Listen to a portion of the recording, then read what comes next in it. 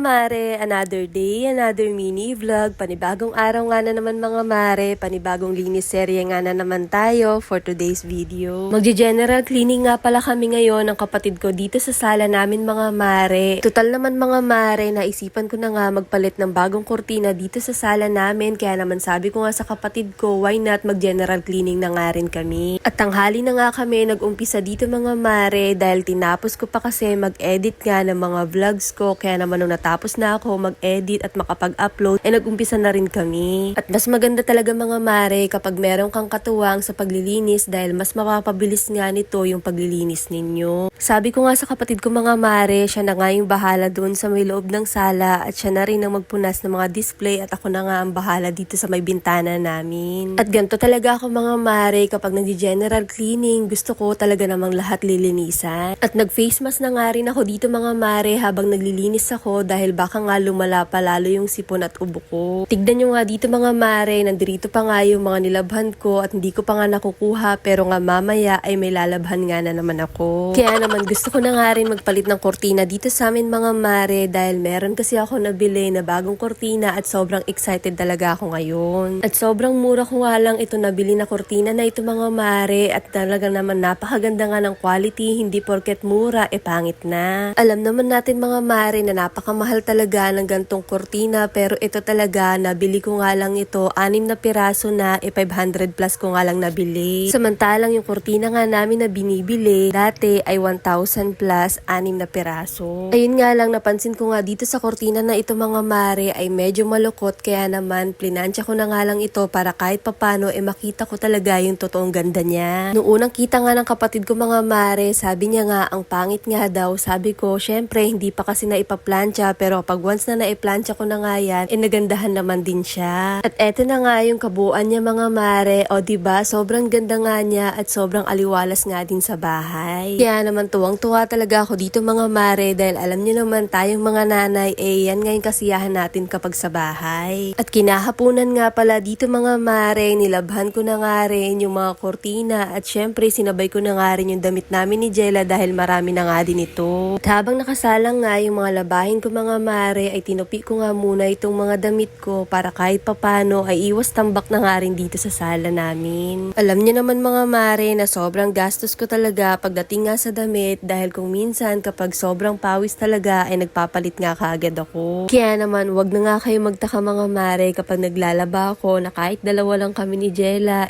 napakarami ko nga palaging nilalabhan. Masipag naman ako mga mare maglaba pero pagdating nga sa pagtutupi ay nako ayan talaga yung kinakatamaran ko. Dumating na nga rin yung pinsan ko mga mare dahil nga nagpa-order ako sa kanya ng mga soft drinks at alak dahil konti na nga lang din yung stocks dun sa tindahan kaya naman ibinuhat ko muna to isa-isa para ipasok sa loob. Mabuti na lang kamo mga mare ay hindi talaga ako CS kaya naman kahit papano nakakapagbuhat pa nga ako ng mga gantong mabibigat. At nung pagkatapos ko ang kumain ng pananghalian dito mga mare ay nilabhan ko na nga rin itong kurtina namin para kahit papano mapatuyo na nga ito sa garahe at matuyo na nga din kaagad mamaya. At ganito ko lang naman ito nilalabhan nga mga mare, binababad ko nga lang ito at pagkatapos nga babanlawan ko na nga rin kaagad dahil hindi naman ito masyadong madumi at alikabok lang din naman ang mga dumi dito. At habang naglalaba nga ako dito mga mare, grabe nga yung tulo ng pawis ko dito dahil kapag gantong tanghali talaga napakainit talaga dito sa garahe namin.